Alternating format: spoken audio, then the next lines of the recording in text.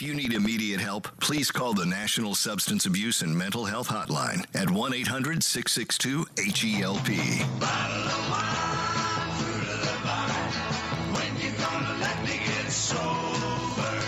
Let me go home and start over. Welcome to Clean and Sober Radio, brought to you in part by Jefferson University Hospitals and Thomas Jefferson University, providing excellent clinical and compassionate care in the Philadelphia region, a proven leader in healthcare and education since 1825. And now, here are your hosts, Gary Hendler and Mark Sigmund. Well, hi, everybody, and thank you for joining us at Clean and Sober Radio. We're broadcasting out of Philadelphia, Pennsylvania. Clean and Sober Radio features real people with real stories about addiction to drugs and alcohol. Mark Sigmund, what's new this week in recovery news? We're getting bad news out of the state of Massachusetts about the hemp market. Basically, what they have is an unregulated hemp market in Massachusetts is helping drive a surge in cannabis exposure in kids. Licensed company operating in the state is basically putting this stuff out like crazy in a 36-month period ending in, believe it or not, 2023, but it's coming out in the studies now. Cases in which children under 13 were taken to the emergency room after ingesting cannabis were up 97% when compared to the same prior time frame. What they're finding is these kids are going into cannabis-induced psychosis, meaning that they actually sort of have a lapse of their connection with reality. They also brought up an example where edible gummies advertised as containing 500 milligrams of THC, almost 100 times the legal limit, were in bags that look like Sour Patch Kids. So what you're seeing is this poison, unfortunately, is, and we see it in gas stations all over the place. And, some of this stuff is gummies. Kids are ingesting. What's the age of these kids? So this was kids under the age of 13. All right, so it's their parents. It's are their no parents. good, and the people at the stores are selling it to them. That's exactly what's going on. And they're mixing it up with candy and thinking it's candy, and then they're getting poisoned. And it can be really, really serious. I mean, it can really be serious. And you've heard stories of kids 3 years old. 4 years old, ingesting not only THC, but I was watching this show this week. There was a kid on there, 4 years old, was a chronic cigarette smoker. That's insane. I don't know what you're watching, Gary, at night, but where did you find this TV channel? That's what I'm wondering. It was pretty difficult, but it was pretty I can bizarre. only imagine. All right, what else you got? So another thing, you remember back in May, Jim Irsay, the actual owner of the Indianapolis Colts, had died of, basically it came out as a coronary death, but more and more information has come out that he unfortunately reportedly suffered a relapse before his death and was under the care of a recovery doctor who prescribed him opioids and ketamine. The same recovery doctor signed his death certificate, which is very strange. And basically, it said that he died of cardiac arrest due to pneumonia and heart disease. But what they're seeing is there was no toxicology or autopsy performed because Irsay, they believed it was from the death certificate, it was from cardiac arrest.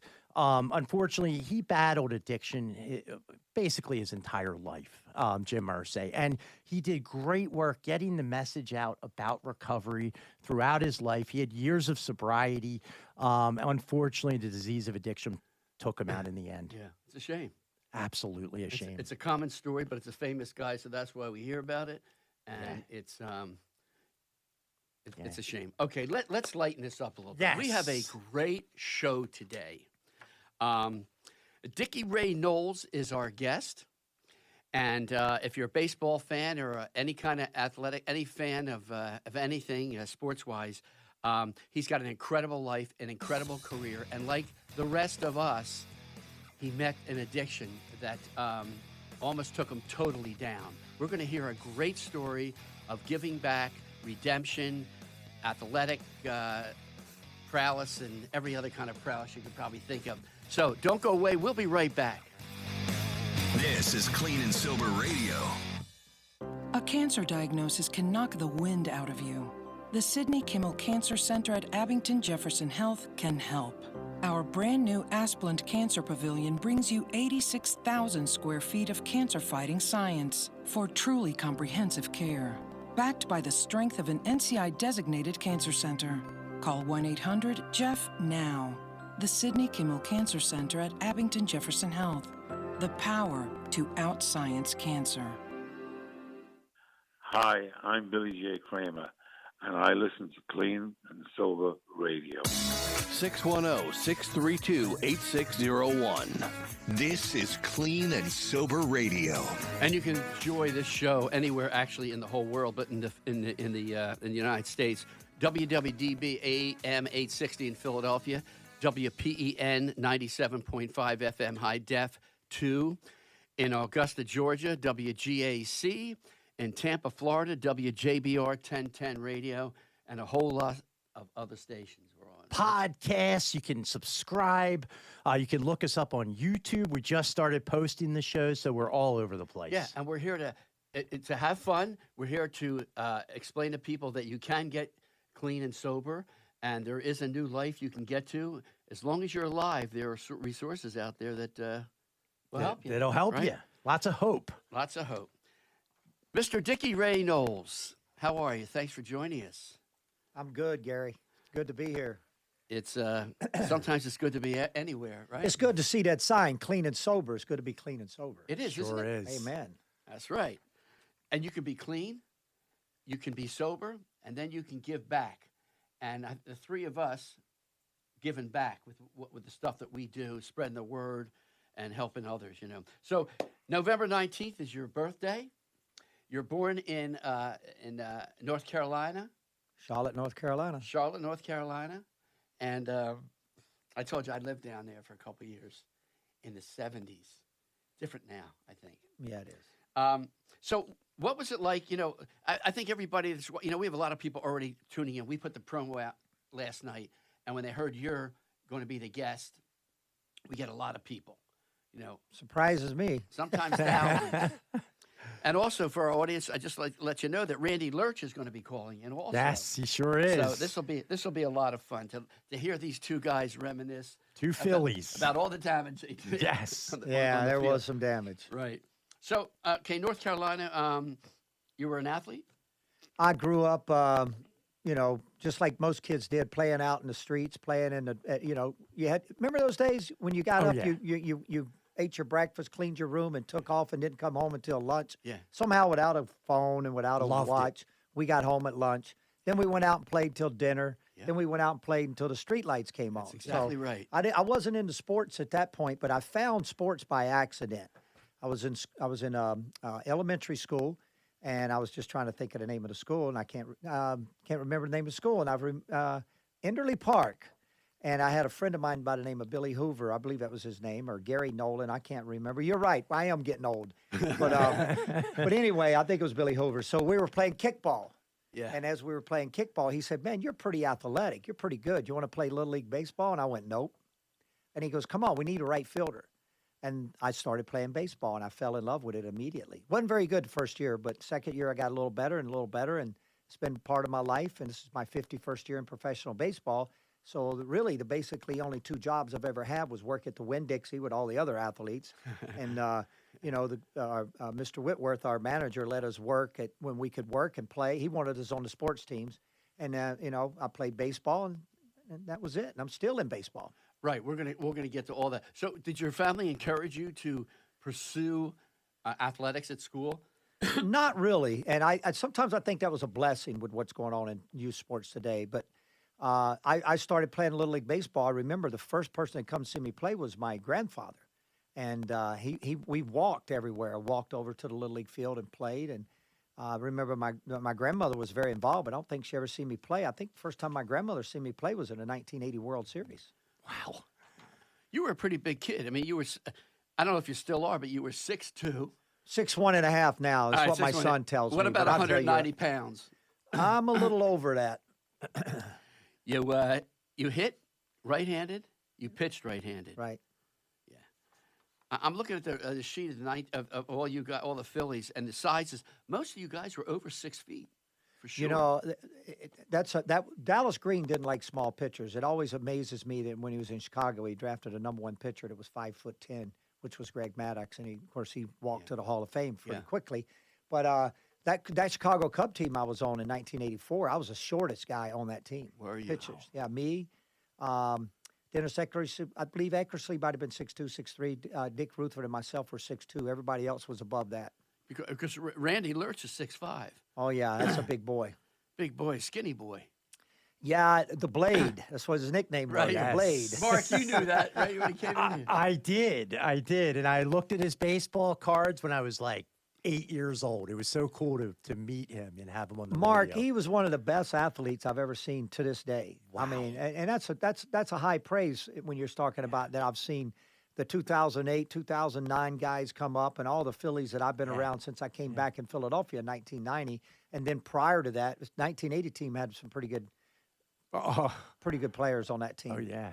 And some of the guys I played with in Chicago, you know, Andre Dawson was a great athlete. Ryan Sandberg, God rest his soul, was a great athlete. And you look at all the athletes that I've played with, and I played with a lot of teams. Yeah. But Blade may have been the best athlete I ever seen. Wow. Probably was. Yeah, you were with the Phillies, the Cubs, Rangers, Indians, Tigers, Orioles. It's a lot of teams. Do you have a favorite city? You don't because we're in Philly. You don't have to say Philly. I get asked this question all the time. Yeah. The least favorite city well, it's not the least favorite. I think San Francisco at one point was my least favorite, but in San Francisco only because it was cold and dreary in that Candlestick Park, and everybody talked about. I love going down to the wharf, but I never thought I'd live in Philadelphia. I've been living here about 34 years now. I've been living here since April. Not April. It's probably a little before that. It was in the winter that we moved here. I don't think we stayed. We came back '89, but we were permanent since 1990. Okay. And in Delaware County. I think it's a great place to live. I don't think I'm ever going to leave this area. My daughter lives down in Winchester, Virginia area. My 2 boys live up here with me, so it'd be tough for me to leave this area anyway. But I love it up here. Listen, I want to focus on Delaware County for a minute, okay? Growing up, that was the center of the universe for me, Delaware County. I knew nothing about Delaware County until I lived there 25 years, and I heard the word Delco for the first time. Delco. And for our audience, Delaware County is a county outside of Philadelphia. And, it's what city did you don't give the street. Well, I live in Glen Mills right now, but I lived in Aston forever. Okay. And that's where my ex lives now in Aston, so it's a neutral place we all go to as a family there. So The reason why Glen Mills is very familiar to me is there was a reform school in Glen Mills. yeah, it's no longer, but the golf course is still there. But the It's golf pretty course good. is still I think the Glen Mills Schools is back up and running, but I think they bust the kids out and then they stay there. I think that's the way it's set up now. Yeah, Glen Mills. That was Mark. Mark, you remember David who used to come in here? Yes. He escaped from Glen Mills? Yes, You I remember that? remember. And I used to see the bus pull up. They had a football team, and the football team was scary. They were carrying guns, I weren't mean, they were scary. They were big boys. You know what I mean? They were big boys. They were, oh, my God. So, okay, you go to high school. You went to Harry Harding High School in Charlotte. Yep, Harding High School. And what was it like back then in Charlotte, North Carolina? Well, you know, for me, I think Charlotte back at that, I grew up on the west side. Okay. So the west side didn't, you know, you ever grow up with no money, you don't even know you don't know you don't have money. You just, that's the way you grow up. Yeah. And we were not really well off. And the side of Charlotte that I grew up on, I wouldn't walk through there now, but it was a rough side of Charlotte. I think that's where a lot of my there was a lot of drinking, there was a lot of drug use, but in our day, the drugs was marijuana. Marijuana is going to cause a lot more problems in sports and in society than we can even know. When you're Dickie, talking about those we corner always stores say that, always. and the ketamine they sell at the corner stores. But you know, for me, it was always alcohol was the big thing. I mean, everybody. I grew up in a family, and I think I'm the only alcoholic in my family that got sober anyway. There probably was a couple more, but I was the only one that seemed to change so much when I drank. So I started drinking at a young age, and then I quit. But if you want to ask me what that side of town was, it was very loving, very protective. We grew up in probably a 50-50 community of African American. Well, I call it black. They call it black. Yeah. Black people and white people. Yes. And, I remember the first time we seen a Hispanic person move in our community, everybody was like, wow, guess who's living here? We got a Spanish guy living here. Yeah. How are they going to communicate? It's really weird back then when you looked at that after coming through the South and everybody labeled the South as so racist. Was this the 60s and 70s? Is that? Well, I was born in 1956, so yeah. Yeah, But I didn't really understand racism Right. from where I grew up until I went down to South Carolina. And then I really seen it a little bit more. But the area I grew up in was about 50-50. And so it was a very loving area. We grew up in the Motown, not rap. Now, I'd had to grow up with that, but we had Temptations. Motown going and Southern rock going. It was a great time for music Yes, for it me was. growing up in that time in the 60s. I mean, we got the Leonard Skinner band about to bust out. You had Marshall Tucker. You probably don't know who Marshall Tucker is, do you? Oh, yeah, I know. Talk to me. Okay, I Come knew on. I liked you, man. Wait. Let me just interrupt you. I grew up in the music business in Philadelphia, made records hits. Okay, all right. But the music you just mentioned, the Temps and all that, Yeah, that was my stuff. I loved Motown. It Yeah. was about life. I had to do a talk on Dick Allen after he was inducted into the Hall of Fame, and I didn't say it because of everything you got to say today. You got to be careful. And I love Dick Allen. I think he's one of the greatest human beings I've ever met. Very spiritual guy, and people didn't know that about him. But he was the most colorful athlete I've ever been around. He wore a uniform better than anyone. But I always called him the Motown of baseball. That's what I called Dick, the Motown of baseball. He had rhythm, right? Oh yeah, he had it all. Yeah, unbelievable. So, okay, so you graduate high school, you're playing ball, you're playing some ball, you play for high school. Oh yeah, Yeah. played for the high school. Did you go to team. college? Nope. Okay. So how did you get from high school into the major leagues? Well, I was drafted by the Phillies in the 4th round of 1975. I didn't graduate from high school. I had to get my GED. It was one of the most embarrassing things I ever did. I had grown up in North Carolina. There was drinking all around where I was, but I didn't really get into drinking. I did as a youngster, and I got away from it. This is going to be a crazy story. I hope people understand what I'm saying here. But as a kid, you can be influenced, good and bad, right? Yeah. We're creatures of habits, both Yep. good and bad. Yep. I started liking the Atlanta Braves a lot. I started watching them. We grew up kind of a Cincinnati fan until I started to make my own choices to be a Braves fan because of Tommy Helms. He's from Charlotte. And I had this number 44 that I was infatuated with. I had 2 players that I really wanted to be like. One of them was Tom Seaver. The other one was Hank Aaron. And Hank Aaron did an interview one day. I'm out throwing a ball against it seems like I was always throwing a ball. I'm throwing it. We had a duplex right here, and then we had a dry cleaners right there. And so I lived on this side of the duplex with my grandmother and grandfather and father and uncles, and I'm out there throwing a ball every night with the radio going with Milo Hamilton and Ernie Johnson doing the Braves games. Yeah. And I heard Aaron after a game one day. He goes, well, why are you so strong? You're not that big, Henry. And he goes, well, I think I got good forearms. I carried ice when I was a kid. I remember the interview like yesterday. And the other thing, I didn't drink and I didn't do drugs. So I kind of took care of myself. I didn't even know what that stuff was all about. And I went, wait a minute. Because at that time I was dabbling with it. I went, wait a minute. If I want to be a major league player, which is all I ever wanted to be since I seen the Mets in 69, because, the Miracle Mets, they landed on the moon in 69, but you couldn't have told me that. I could have told you who won the World Series for the first time in my life because I really was infatuated with baseball at that point. It's all I ever wanted to do. And I remember hearing that interview, and I said, that's it for me. I want to be like this guy. And I didn't drink, and people in my family was drinking, and my uncles and stuff, and I didn't drink, and I didn't do anything, but I went to church. And that was a big part of my life. It was a big part of my life that my mother and my grandmother installed in me. Mm-hmm. I went to Northside Baptist Church, and I was a pretty good kid. I was a pretty good human being. And then every now and then I'd get in a fight because fighting was a thing in my area. You had to fight. If you didn't fight, you were going to get ran over. It was a tough little area. And I hated fighting.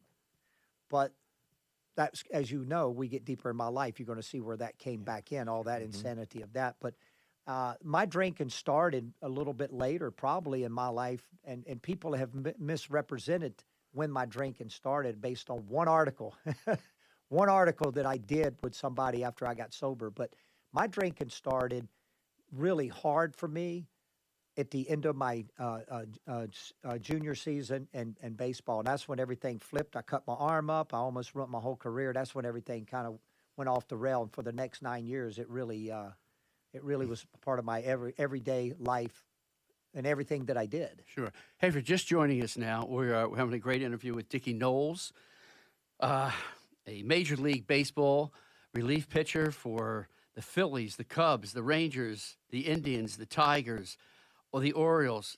I don't even have to mention these teams because anybody's watching right now, they're watching because they dig this. They dig this guy. And if you're just listening to us and you want to watch us and you can actually see how good-looking Dickie Noles is, go to Facebook and go to our page, Clean and Sober Radio, and you can watch us do this interview right now. And I think let's do this. We have a lot of people that are watching us, Dickie, and we can see who's watching the show right now. I just want to mention some of Debbie Reynolds is watching. Kathy Wolf-Collin, Howard Raymond, Sylvia Shepard, James Bilderback. See you over the weekend, Jim. Sylvia Shepard, hey, guys. James Bilderback, good afternoon. Great broadcast and information. Enjoy the weekend. Lauren Green, Joe Toogood. Joe Toogood called me today and wanted to know, how did you trade yourself for yourself or something like that? Do you know what I'm talking about? If I'd have made that trade, I wouldn't have traded myself. I would have traded me for somebody else. So here's the deal. 1987. Yeah.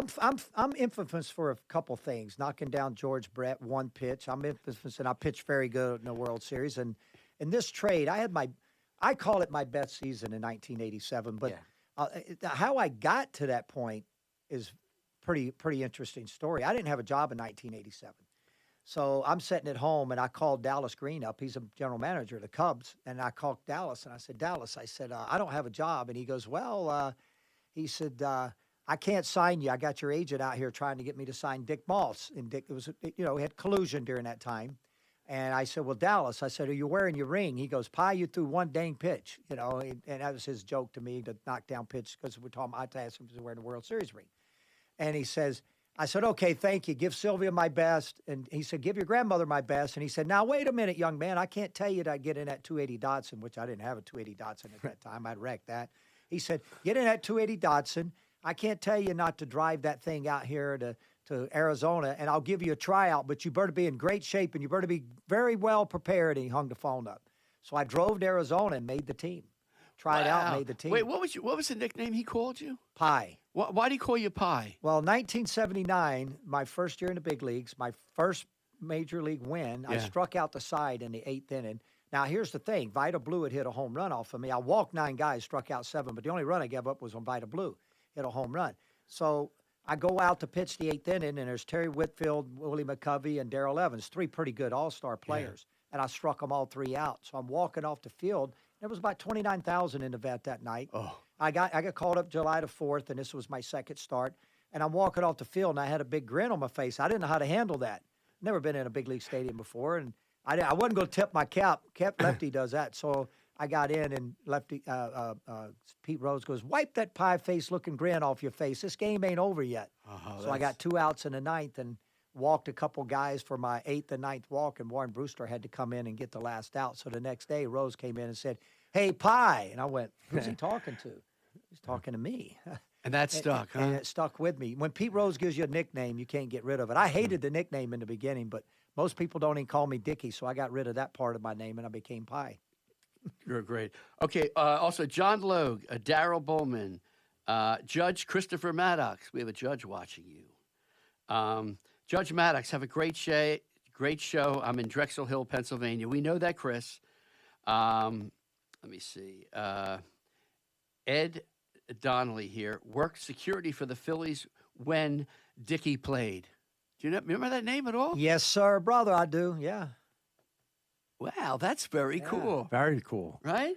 As soon as you said the name, I knew the name. Yeah. Really? Okay. All right, we're going to take a break, and when we come back, we'll be speaking with Dickie Noles, Major League Baseball pitcher. This is Clean and Sober Radio. A cancer diagnosis can knock the wind out of you. The Sidney Kimmel Cancer Center at Abington Jefferson Health can help. Our brand new Asplund Cancer Pavilion brings you 86,000 square feet of cancer-fighting science for truly comprehensive care. backed by the strength of an NCI-designated cancer center. Call 1-800-JEFF now. The Sidney Kimmel Cancer Center at Abington Jefferson Health. The power to outscience cancer. Hi, this is Randy the Blade Lerch. I listen to Clean and Sober Radio. 610-632-8601. This is Clean and Sober Radio. Oh, we're back. Sorry. We're back. We're trying to figure out where Randy Lerch is. We're back with Dickie Noles. Game 4 against the Royals. You mentioned it, the George Brett incident. And I'm wondering if it was on purpose or not. Do you want to tell us about the George Brett incident? I hope we have time. But anyway, the George Brett incident is not just me. We beat the Royals first game. We beat them the second game. We go to Kansas City and they beat us in extra innings. I thought they were a great team. Don't get me wrong. And I love George Brett. But as we got into game 4, Christensen started the game and things weren't going his way. You know, his dad was sick in the hospital and LC just didn't have it. And all of a sudden, bam, bam, balls are going all over the place. Willie Mays Aikens hits one's 500 feet. And they bring me in to get out of a bases loaded jam. I loaded the bases. I struck out my first guy and walked the next guy. That was kind of about, that's the synopsis of my career right there. Struck out the guy on 3 pitches, walked the next one on 4. So I had the bases loaded. I got out of the jam with a ground ball from Willie Wilson. He batted for the second time in the first inning. I went into the dugout.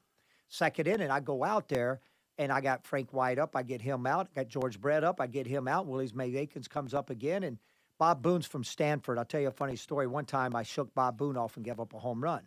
And Pete Rose came in after the game and goes, Dickie, where you from? I go, Charlotte, North Carolina. He goes, I know that, but what school did you graduate from? I go, Harding. He goes, you didn't go to college? I go, no. And he goes, hey, Booney, what school did you go to? He goes, Stanford.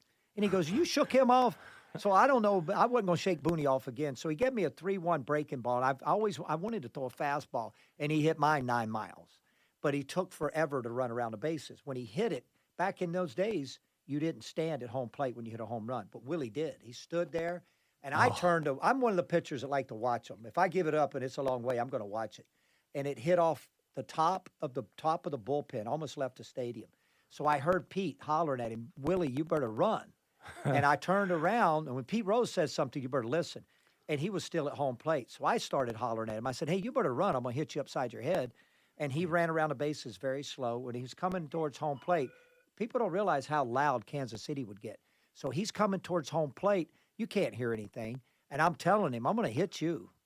But I went back in the dugout, Tug McGraw, Marty Bystrom, and Bobby Walker like, hey, you need to let somebody know what's going on out there. I said, I will. But my grandmother and my dad and my folks in North Carolina are watching me pitch in the World Series. I'm going to pitch a couple innings. So I got to the 4th inning, and I knew Willie was going to be up.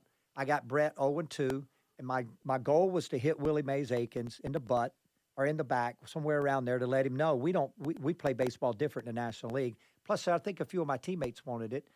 And they had done some other things, like Hal McRae stretched a single to a double, did a pop-up slide, kind of stood on Manny. Manny dove to tag him on his glove. So they seemed like that they were the better team, that they were going to kick our rear end. They're home now. We can't win. It's the momentum switch in baseball that happens in every series we play. But it didn't seem like everybody liked it. So I said, hey, I'm gonna listen to the veteran guys that are telling me, such as Tug McGraw, and I could hear Rose, didn't think it was right. So I got Brett 0-2. And when I got Brett 0-2, I threw 2 fastballs by him. I thought to myself, well, Dallas Green says, why wait sometimes in the minor leagues? He preached, guys, if you got to let somebody know something, sometimes you get a guy 0-2. If it's a good hitter, let them know. So I fired it up and in, and I fired it where I wanted it. But I didn't realize how much he dove into the baseball. So him diving into the baseball and me throwing it up and in, because I wanted the next guy, created the perfect pitch. And, man, his flip was unbelievable. And as you see, if you watch the video, everything comes to almost a standstill, and then the manager runs out. My only thing I remember about Jim Fry running out was I was going, I hope that old guy don't come after me. I'm 23 years old. I don't want this old guy. Brett, you get up and come after me, not him. But Rose went in, as you well know, challenged him, and Rose said he wasn't throwing at him. And Jim Fry goes, how do you know? He goes, if he was throwing at him, he'd have hit him. And he kind of caught Fry, and he didn't know what to say after that because it was a pretty good line. Pete was quick. And then as things got going and Rose kind of looked at their dugout and said, hey, if you want to knock anybody else down, go ahead, pitch your own dang ball game. You can read his lips on the video. And I went back and struck him out, struck the next guy out, struck the next guy out, and I think I struck the next guy out. And then they took me out of the game. And I never thought that after the game it was going to be a big thing. I was just sitting on the bench going, come on, win this game, because I pitched pretty good. I was kind of happy about that, only give up one run. So when the game was over, all the media rushed towards me. And I'm thankful to this day to Tom Seaver. He was an announcer. And, I grew up a Seaver fan. And Seaver came over and said, hey, you're going to get attacked. Be ready. And I went, really? He goes, yeah. He said, if I was you, I wouldn't say too much other than that you were just coming in. And that's what I said. It was just coming up and in, coming in. Did you ever hit a home run? Can't ask that question. Okay. That's off limits. Here's why I asked Not you. in the big leagues. Here's no. why I asked you. I asked Randy, what was it like when you hit those home runs? What do you hear when you're running? When you running around the bases? Do you hear anything? Well, I think I know Randy hit two in a in a clincher or something. I think I wanted to hit a home run so bad I couldn't hit one, but I did hit a couple in spring training. And when I was running around the bases, all I was saying to myself was, why waste them here? I want one during the regular season. But I think you don't hear as much stuff as you think you do because you're so focused. Absolutely. We're never going to get that opportunity. I know we're never going to get that opportunity. Hey, if you're just joining us now, Dickie Noles is our guest. We're talking about all sorts of stuff, his career. And let's start talking a little bit about addiction. When did you start? When did you start messing around with marijuana at a young age? Is that No, it was alcohol with me first. Like I said, I'd had some alcohol in my life when I was younger, but I went away from it. I wanted to be a Major League Baseball player. Yeah. And I was going to church, and that was a big part of my life. My sophomore year was probably one of the best years I ever had. My sophomore year, I had a great baseball season. Going in my junior year, I didn't think about being a pro as far as, I'm going to graduate from high school and be drafted. I just wanted to enjoy high school and playing. Yeah. And I wanted to get to the point where I wanted to be the best in high school that there was. I wanted to be the best player because I thought I was. And my junior year, it started to happen for me. In my junior year, I had hit 3 home runs in a Legion ball game somewhere, and I can't remember. I might have been at North Mecklenburg. It was we scored a bunch of runs, got a bunch of at-bats. I'd hit 2 in a game before. And so after I had that great game, I went to this hotel with some high school buddies, and it was a lot of drinking. I had started drinking, and my grandmother didn't like it because she could see the change immediately. Sure. So I'd started drinking a lot, and now I'm drinking right out in front of my grandmother, in front of my folks, and everything. I'm driving and drinking. I'm drinking and driving. I'm drinking all the time. And for me, the first beer that I drank, it was the best feeling that I had. But the second one was even better. And I wanted to keep that feeling of those 2 beers. And I think that's one of the things that people don't understand. You love that feeling. And I like that feeling. I just didn't understand how it changed me. But I did understand this. When I drank, people liked me better. When I drank, the girls liked me better. When I drank, I could talk to the girls. When I drank, I fit in better. And so I started hanging with an older crowd. But after that Legion ball game, instead of going with my high school sweetheart, who is one of my greatest friends to this day, and I think she's the one that gave me the confidence that I was going to be a baseball player. And her name was Ellen Doolin. It was so funny. I told her, I said, if I hit a home run, would you go out with me? I hit a home run, and she went out with me, and we became boyfriend, girlfriend. If you can hear that's me, like the shot call. but Dickie's breaking up like crazy. Oh, am I? No, I can hear Randy right now. I think we got Randy calling. We're having a little technical stuff here. A little What's technical. going on? Not too sure. It seems that he's having difficulties. Who? Randy and us. All right, because I just heard his voice. Hey, I hear Randy right there. Hey, old teammate. What's up, Blade? Well, you know what? You're breaking up like crazy, but if you can hear me on that end, I hear you recognize perfectly. Well, this old fossil of voice, but you recognize me. Hey, I just told these guys you're the best. I've been in baseball for 51 years professionally now, Randy. Isn't that amazing? And I'm still living. You know what? That is, you know what? You've been such a blessing to the game, Dickie. I mean, you come full circle, kind of like me. But you stayed with it, and you've helped so many people. So, I'm nice can I going, tell you buddy. I'm in awe right now having both you guys here, Randy. You know how much I love you, and I think we're starting to love Dickie Noles. But can I bring something up to you guys? Go ahead. Your salaries, okay? In 1977, Randy, you were making $20,500, and Dickie, you were making $30,000. And do you guys know what Pete Rose was making? 900. 900,000. Were you pissed off or what? No, I was in all of Pete Rose, man. He's the man. So, Yeah. I don't know how Randy feels about this, but Yeah. I was happy to just be in the big leagues. And, Yeah. whatever I was making, it didn't matter to me. It was my goal and dream to become a major league player, and I had got there. And I think Blade was going to make a whole lot of money later. I think he may have. But, the money just wasn't there, right, Randy? Wasn't there. Well, I think you said the money doesn't matter. Again, you're breaking up. I don't know why you're breaking up from your end, but if you can hear me, but you said the money doesn't matter. I mean, you said Pete Rose. Well, he earned every dime of that. And Amen. And I always think, I think, holy cow! I'm standing on the mound.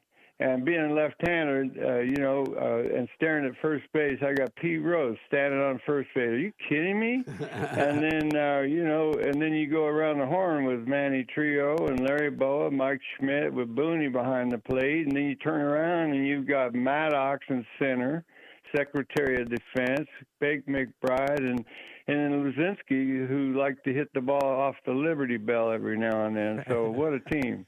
It was a great team, and I'll tell you what, when I signed with the Phillies in 1975, and you and Larry Christensen, and I remember when you guys would come over to the minor league side to work out, and when you guys would come over, we'd watch you guys walk in. You were the coolest team in baseball. You guys were cool. You had the fros, you had the cap set on top, and I know you were the next Steve Carlton, and that's probably a lot of shoes to fill right there, but I tell you what, man, you were very blessed, and you were very athletic. You could hit, you could throw, you could run, and it was a fun time. 1980 was.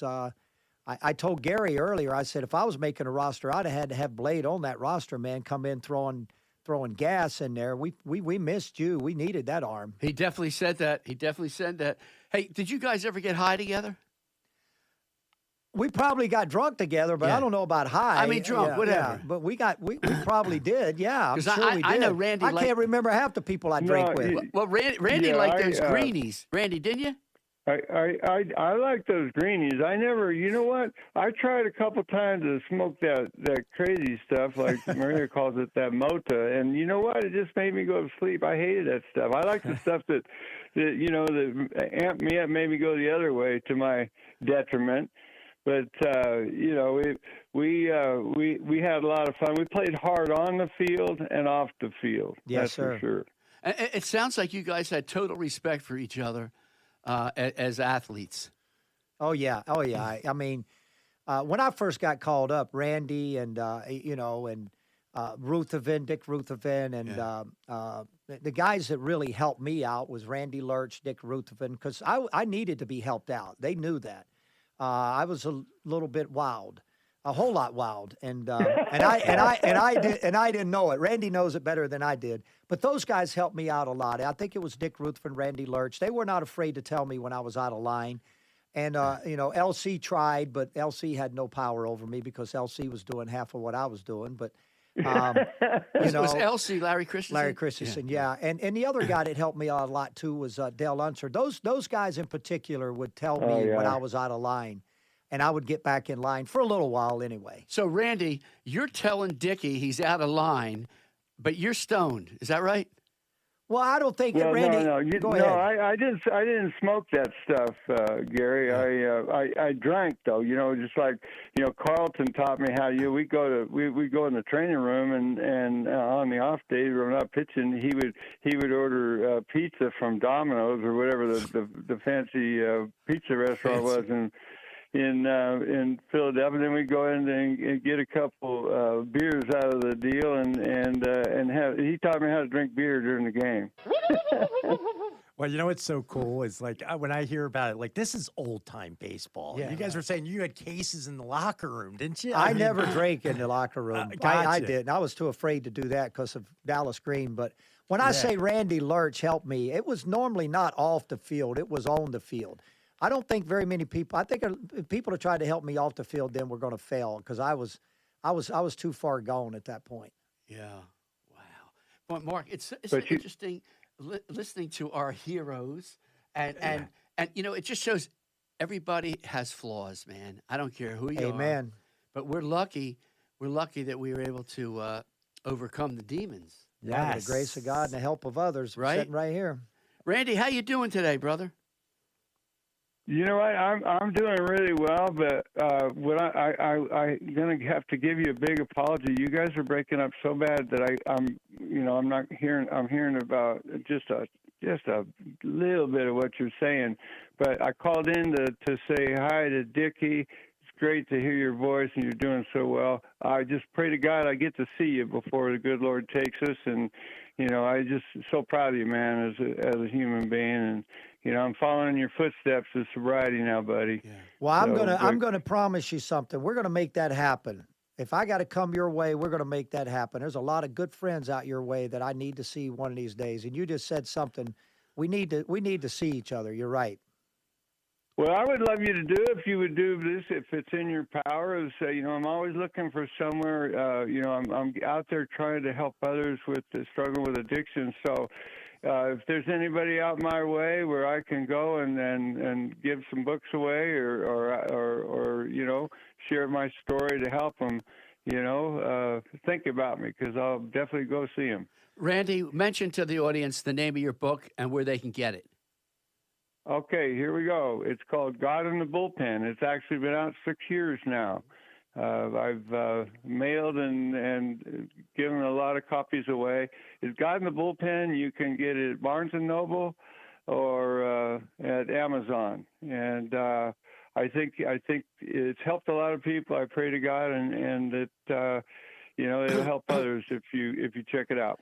Yeah, listen, man. Thank you, Randy. I read the book. It's a great book. You're a great guy. We miss you. I guess there's a little technical stuff, but we hear you loud and clear. Yes, sir. Oh, good. Yeah, I just still can't. I don't know what's going on. I actually switched phones with Maria, my wife, and it's still not working. So it's wherever it's coming from. Okay. But you guys take care. Thanks for having me. We love you, Randy. You, love Have you, a brother. great day, Hi to the Randy. boys over there. Okay, see you. Bye-bye. All right, thank See ya. you. That was a treat. Thank He's you. a special Oh, that's guy. awesome. Thank you. He sounds good. Yeah, he He's sounds so good. Yeah, He's had so amazing. much to happen. He sounds good. At his recovery, like when he's been on, I mean, he just works How the about best. how about the program, dog? You know, oh, Mark. I don't know if you heard the dog No. story. We're gonna save that for when you go down and visit Randy. Ask Okay. him about a white Pyrenees dog. They had a Okay. really good relationship, but no, I gotta ask know. him about this dog. That ripped him up pretty Yeah, No, it was no. real- I thought that was was that what kind of dog it was? It was like a Pyrenees. Yeah, It was giant. I didn't know giant. that. Somebody told me it was a Rottweiler. Yeah, it was a Pyrenees. Well, it might be right. Got his throat Yes. and Yeah. his arm. He And it called me was- right after that. He was living down in Atlantic City. Yeah, it was. It Yeah. was.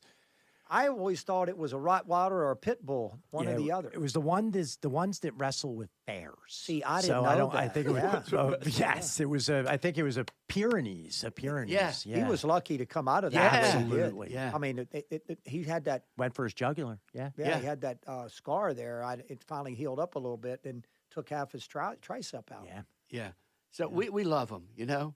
We'd love to I do have both too. you guys in here together. Oh, There's my a God. rumor that Yeah. said we got in a fight in Montreal. I don't know if you've ever heard that. No. On the subway or something, the little train from the airport, whatever they called that. But they said we were drinking, and Randy had told me that I needed to knock it off. Well, Nino Espinosa had set me up to tease Randy, and Nino was asking me to say things to him that I wouldn't say. And Nino said, "Come on, say it. I want to see what Randy does." And I said it, and Randy jumped right up. As I said, when I was drinking, nobody was going to straighten me out, unfortunately. A lot of people were afraid of me when I was drinking. I found out later, and I don't know why, but when I wasn't drinking, Randy would always come to me. Like the next day, he came to me and said, you were really bad. It was embarrassing what you did. And I go, well, thanks. I had many of those nights. But the rumor is that I popped him. But I do not believe that. And I'm going to ask him one day, and I hope he doesn't say yes. I hope he says no, that didn't happen. Because if I would have popped him, he would have decked me. Trust me. Yeah, he would have hit down. Oh, he would have hit down. You're right. We got to take a quick break. We'll be back with Dickie Noles. This is Clean and Sober Radio. A cancer diagnosis can knock the wind out of you. The Sidney Kimmel Cancer Center at Abington Jefferson Health can help. Our brand new Asplund Cancer Pavilion brings you 86,000 square feet of cancer-fighting science for truly comprehensive care. Backed by the strength of an NCI-designated cancer center. Call 1-800-JEFF now. The Sidney Kimmel Cancer Center at Abington Jefferson Health. The power to out-science cancer. Hi, this is Dion, the Wanderer. Listen to Clean and Sober Radio. You might hear something that'll change your life. Yo! 610-632-8601. This is Clean and Sober Radio. Hey, we're back. I guess we are back. We're back. We're back with Dickie Ray Noles, pitcher, major league pitcher. We're having such a good time. You're a great guest, man. You know that. Thank you. Really is. It's going so quick. And we're so glad that you got to talk to Randy, both of you together. Oh, that was a blessing. That was a true blessing. You have his Thank number? you for that. Oh, yeah. Oh, I'll give a cell phone number out right now. No, I'm kidding. Let's see what else we're doing here. All right, so how did you get into recovery? What happened? Well, going back to the moment that I went off the chart a little bit. It was the jail, right? The thing? Well, yeah, that's the time I started drinking in high school. Yeah. I told you I didn't graduate from high school because of drinking. I stopped going to school. They let me still play baseball, and I tore my arm up. You'd think that I would sober up after that because I didn't know if I was going to be able to play baseball. As you can see, my hand's still messed up. What happened? Well, at that night after I told you about that American Legion game, that was the night when I left the ballpark, and they said, that guy's the best baseball player around. And I was with a bunch of guys. We were drinking, and we were at a hotel, and we were running down the hallway and jumping into the pool, doing stupid stuff. I don't really remember. There we go again. There we go, yeah. But I ran through the plate, the window, stuck my arm through it, and when I pulled it back, my buddy took me to the hospital. I went to the hospital, and blood shooting up, and the doctor came in. I was in the emergency room. In surgery for about 8 or 9 hours. Oh, wow. And my main vein was cut. Oh, jeez. Ligaments and tendons. And as you can tell, I suffer from that to this day. And the doctor said, you'll never play ball again. Then another doctor comes in and says, don't listen to him. And my senior year came, and I had to put the glove on like that. I never hit a home run my senior year. I had to swing the bat like this. I would get ready to make contact, and I'd drop my left hand because when I made contact, the shock waves went through my arm, and my nerve could feel it. Yeah. So I'd learned to hit like that. And then towards the end of the season, it got better and better. And I had a couple balls that I still batted third, but I still pitched. And then I got drafted by the Phillies, and I went into pro ball. So when I went into pro ball my first year, here's the interesting thing I wanted to share with you. My first year of pro ball, Dallas Green calls me up, and my grandmother says, hey, this guy called you from the Phillies. I think he wants you to call him back. And so I picked up the phone, called him back, and he said, is this Dickie Noles? I said, yes, sir. And he said, this is Dallas Green. You've been drafted by the Philadelphia Phillies in the 4th round. And I said, is that good? I wish I would have known Dallas Green before I said that. What went through your mind when that happened? Oh, my dream came true. Yeah. I'm a pro. And he goes, anytime you get drafted, that's good. And he said, but I want to tell you something. You're going to work hard here. I've heard about your off-the-field stuff. That stops right now. And I would hear things about my off-the-field behavior, such as, I had a great loving family, but I would hear things, this is family life. I would hear things that, people would say, well, he drinks because he's got to work all the time, or he drinks because everybody in his family drinks. I drink because I could not drink. And I heard Father Martin say that one time, but I didn't know what it meant because that's just what I associated myself with, and I had become an addict and didn't know it. I think my addiction came almost immediately, and we know it's a brain disease. So after I messed up, then I told the Lord, I said, give you my life back, if you give me my arm back. And I straightened my life out again. And then all of a sudden I got drafted by the Phillies, and I started to party again. And I went up to Auburn, New York. I was in Auburn, New York for 2 days and got arrested for a fight. And I was drinking. The following year, I went to Spartanburg, South Carolina. Opening night in Spartanburg, South Carolina, I got arrested. But all I did was pull a fire alarm. But people came out and arrested me. We were drinking in a bar, and one guy passed out. And I said, I'll get him up. I pulled the fire alarm thinking he'll get up. He didn't get up. Oh, my gosh. gosh. But I didn't run nobody over or shoot nobody. The next year, I got arrested again. I got arrested for driving a Corvette down a one-way road. I got drunk, drove home in my Corvette, and I wanted a Pepsi. So I got out, went up the street to get a Pepsi, and I got arrested for a DUI. Well, no, that wasn't that year. That was in 81. I got arrested in 1977 for driving my Corvette down a one-way street in a rainstorm with my top down. And I remember telling the cop, "There's no law that says I got to drive around with my top up." He goes, "Kid, turn around." I turned around. I seen all these lights. A friend of mine was with me, Rod Dawkins, and he said, "You can't arrest him. He's a big Philly prospect." He let us get a cab home. That was 77. 78, I got arrested for urinating in the street in front of a police officer. But then things started to get worse. Yeah. 79, I got arrested in a barroom brawl in Oklahoma City. Couldn't pitch for a couple weeks because of the injuries that I sustained from that brawl. Phillies were coming down on me, and I just kept doing it. I crossed my heart and hoped to die I'd never do it again. 1979, I got called to the major leagues. Of all dates, July the 4th. So I got called to the major leagues. So at the end of the season in 1979, because of all those things that I told you that happened in my career, that's a lot. For me, if I was the EAP there, I would have got myself in treatment a whole lot earlier. Yeah. But we didn't know that back then. So in 1979, I pitched in the big leagues, did okay. Had a couple incidences off the field, one in Atlantic City, a fight, and it always makes it back to the clubhouse. I got sued. I think the Phillies got me out of that one. So 1979, they send me to Venezuela, winter ball, to develop a changeup. So I never asked Paul Owens, never asked Dallas Green, but I heard through a great friend of mine who was with the Phillies that they didn't want to send me home to North Carolina for the winter. So they were finding a place for me to go play baseball. Mm-hmm. So I went to Venezuela. That's the first time I ever did cocaine. I went to Venezuela, but at that point, I hated drugs. And anybody who was doing drugs around me, you were going to be in trouble. But yet when I was drinking, anything went. So I went to Venezuela, and I remember the first time I did cocaine, I couldn't figure out why in the world would anybody do this drug the next day. I was like, that drug, I didn't sleep at night. And everybody says it's a sex drug. And I was a young man then, and I didn't even think about women when I did cocaine. I just stood by a six-story apartment window. It would haunt me for the rest of my life, gritting my teeth going, man, this is good. I'm having fun. And the next day, I remember thinking to myself, that was insane. Cocaine affects everybody in different ways, right? Yeah. So I went to the ballpark, and I was so paranoid the whole day thinking Tony Taylor knew I did drugs. And everybody's going to be down on me. Never thinking that I got drunk, they were going to be down on me. So the following day, I told the guys that I did it with, I ain't never doing that again. Well, the team went on the road. I developed a hernia. I mean, not a hernia, a hemorrhoid, and blood was coming down my pants. And Lonnie Smith looked at me in the outfield and said, "You're bleeding."